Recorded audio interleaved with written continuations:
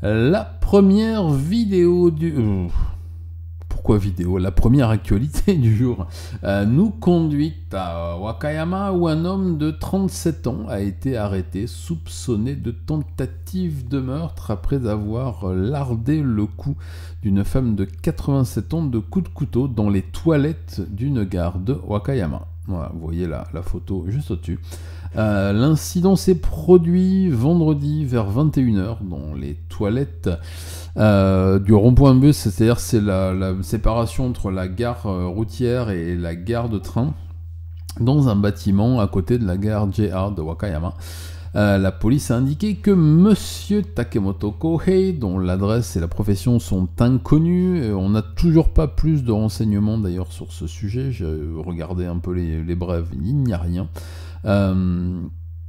Il est entré en fin de journée donc dans la gare avec un sac à dos, on le voit sur les vidéos de télésurveillance, et il est ensuite rentré dans les toilettes des femmes, et là il a sauté sur la première femme qui sortait des toilettes. En lui donnant 7 coups de couteau au niveau de la gorge, du cou et de la base du sternum. Ça va pas bien ce soir. La femme a réussi à s'enfuir en sang et à demander de l'aide au poste de police de la gare, qui sont venus l'aider immédiatement. Elle a été transportée à l'hôpital aux urgences où elle a été opérée immédiatement. Elle est en ce moment dans un état critique, mais elle était dans un état critique aujourd'hui. J'ai vu qu'elle allait mieux, qu'elle était sortie de coma artificiel et que les sutures, etc. étaient stables. Elle était frappée à la carotide et un peu partout. L'homme a été arrêté, bien entendu. Il était toujours dans les toilettes quand la police est arrivée. Il était assis par terre, couvert de sang, avec son couteau dans les mains. Il a dit que c'était lui qui l'avait fait quand la police est venue passer les menottes et l'interpeller. Il a tendu son couteau manche en avant, en tenant la lame, en disant que c'est lui qui venait d'agresser la dame. Et il a fourni aucun motif, si ce n'est celui qu'il avait envie de faire mal à une femme. Voilà, et que c'est elle la première qu'il a trouvée, donc c'est à elle qu'il a passé ses coups de couteau. Il a expliqué qu'il ne la connaissait ni d'Ève ni d'Adam. Il était juste sorti de chez lui avec l'intention de tuer une femme, peu importe son âge, peu importe qui elle était. Voilà. Donc maintenant il reste à définir s'il est entièrement responsable de ses actes. Donc il a été confié à une cellule d'experts psychiatriques qui vont l'évaluer. Je ne manquerai pas de vous tenir au courant des suites de cette bizarre histoire. Affaire à suivre.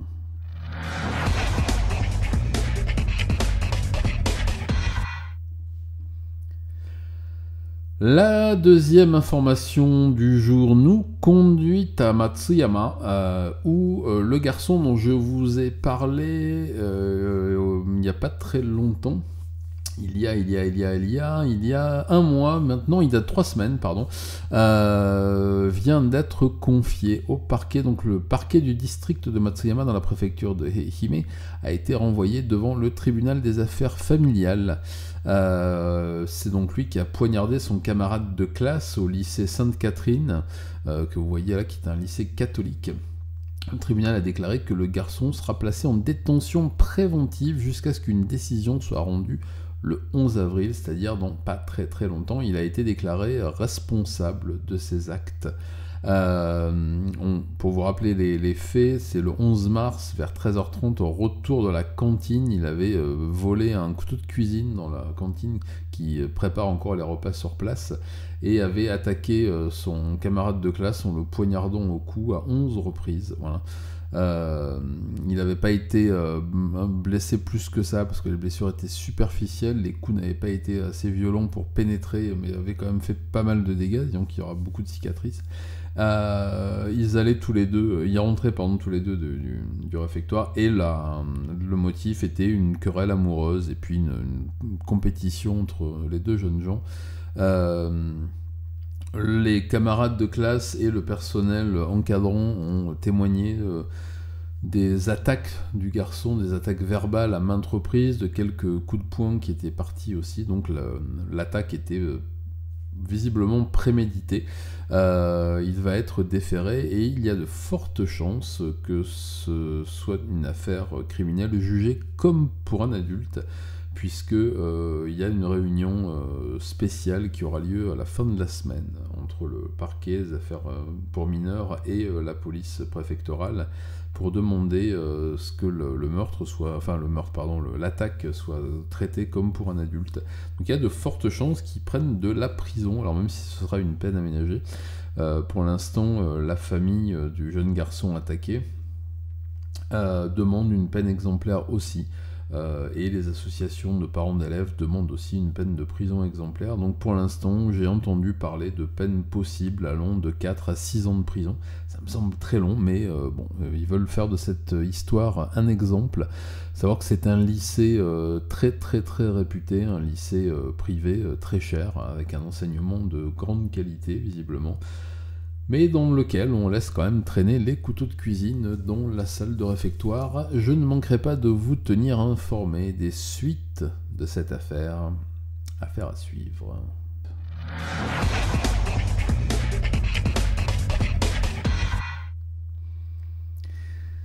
La troisième actualité du soir va nous parler de l'explosion des vols de voitures au niveau national. Alors je sais que c'est un sujet un peu plus léger, mais étrangement, depuis quelque temps, on constate une augmentation considérable des vols de voitures un peu partout, et notamment dans la préfecture de Nagoya. Je vous lis le résumé que j'en ai fait. Le nombre de vols de voitures au Japon est en constante augmentation ces dernières années, les groupes criminels développant des tactiques de plus en plus sophistiquées pour contourner les avancées technologiques des constructeurs automobiles et les efforts de police et des autorités. La Toyota Motor Corp, le premier constructeur automobile mondial en volume, fait partie des entreprises victimes de voleurs de voitures équipés d'outils intelligents capables de contourner les systèmes de sécurité avancés des modèles de base et des modèles de luxe.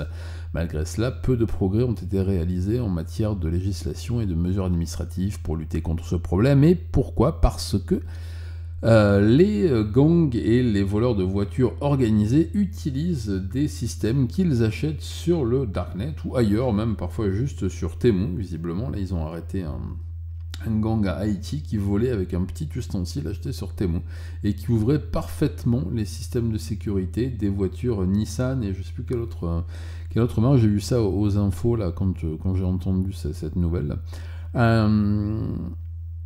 Le nombre de vols de voitures recensés par la police chargée de l'application et des autres autorités ont augmenté pour la troisième année consécutive en 2024, atteignant 6080. Alors ça vous dire quoi ? C'est tout, mais c'est ce qui se passe tous les jours dans ma ville en France. Je sais, mais on est au Japon.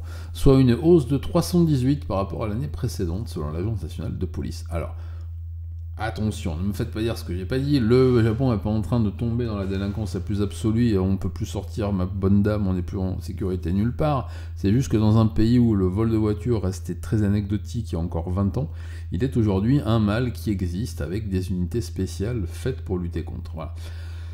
Selon l'Agence nationale de police, la plupart des cas se concentrent dans la région de Kanto, à l'est du Japon, englobant l'agglomération de Tokyo, Haïti, qui arrive en tête du classement préfectoral par préfecture pour la première fois en 2 ans, avec 866 véhicules volés, soit 268 de plus qu'en 2023, donc ça augmente quand même pas mal. Ensuite on voit Saitama, Chiba, Ibaraki, Kanagawa, surtout des villes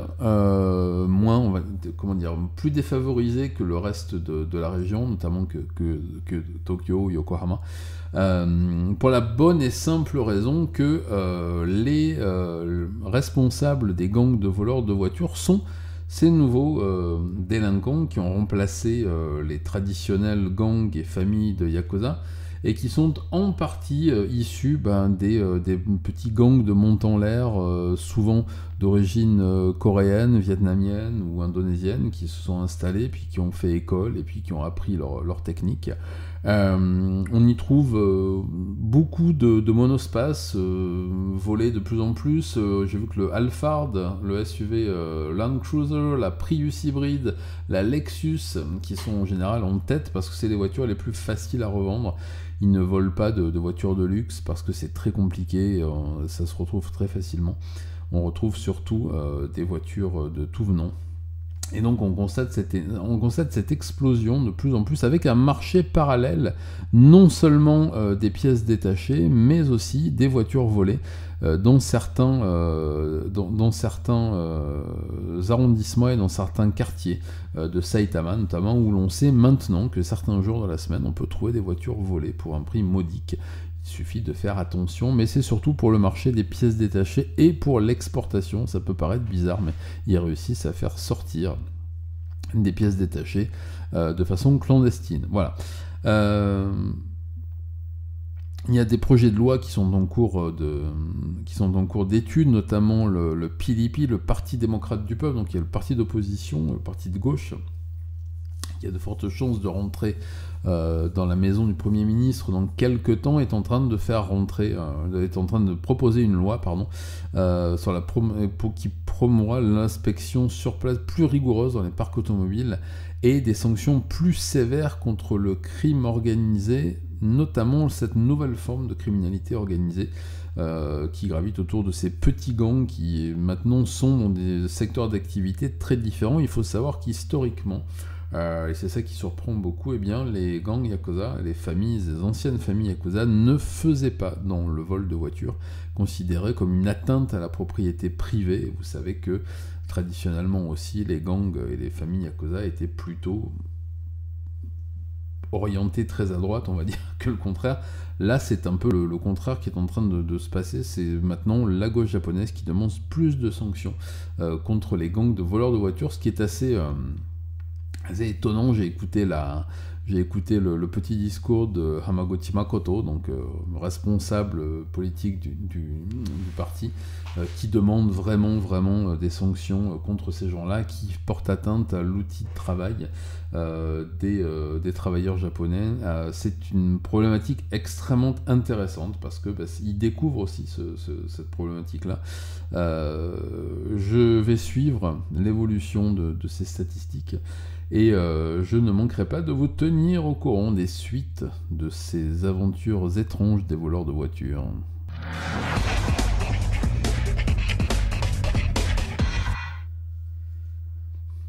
Et enfin, la quatrième et dernière nouvelle du jour concerne les cas de maltraitance d'enfants qui atteignent à nouveau un niveau record au cours de l'exercice de l'année fiscale, comme on dit ici, 2023, qui sont les derniers chiffres que l'on ait à disposition. Et ça ne cesse d'augmenter, hein, bien entendu. Alors là, le graphique est encore une fois un peu abusé. Je pense que Défécateur serait pas très content, mais il est quand même, voilà, on voit bien l'évolution du nombre de maltraitances.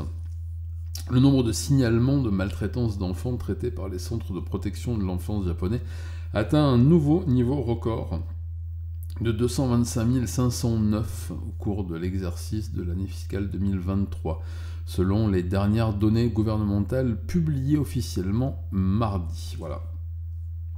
La violence psychologique en représente plus de la moitié, les harcèlements, etc. Le nombre total a augmenté de 5%, soit 10 166 cas par rapport à l'exercice 2022, donc à l'année précédente, marquant la 33e année consécutive de hausse depuis le début des relevés. Voilà.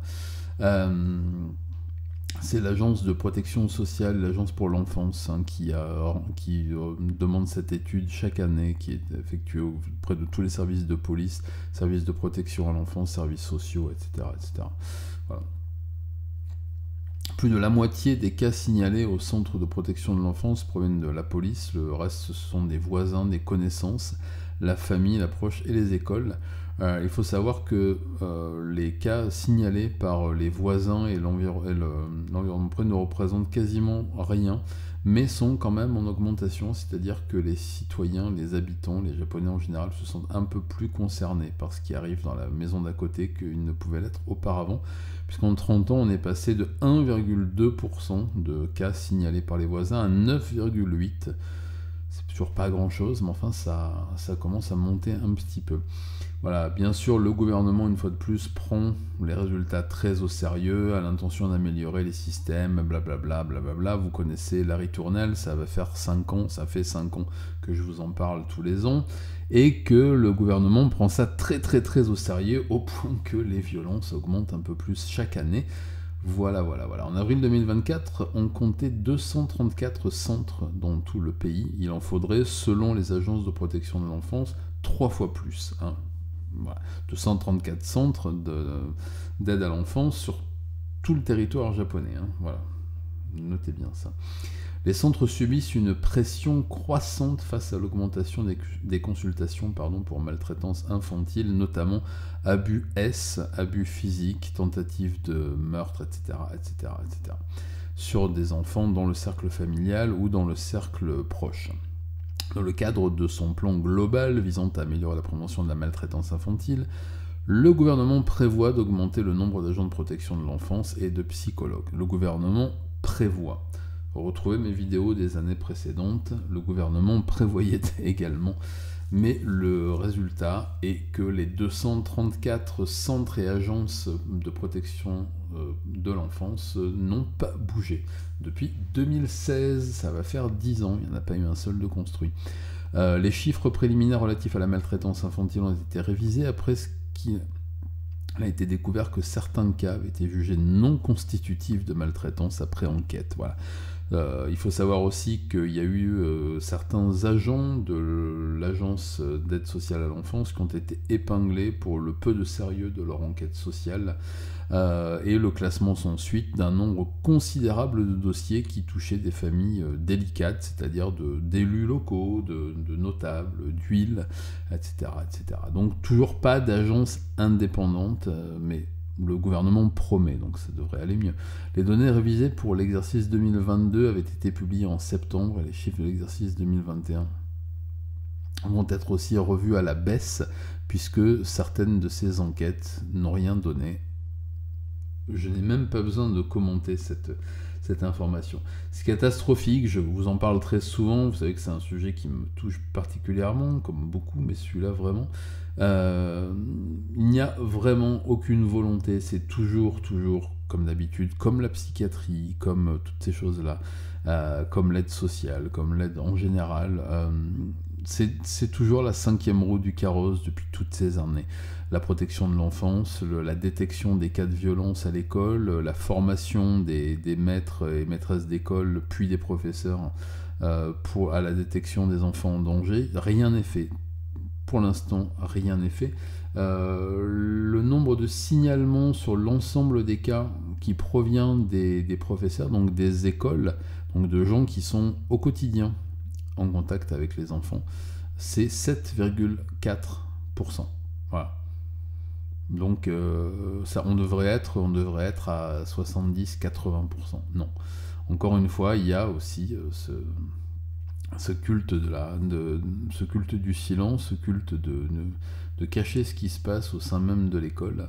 Je ne doute pas que l'année prochaine, si je suis toujours là, eh bien, je vous donnerai les nouveaux chiffres qui auront augmenté, bien entendu, de maltraitance infantile, et puis d'enquêtes classées, d'enquêtes sociales qui n'aboutissent pas, et puis de petites combines pour ne pas ouvrir de centres de protection de l'enfance.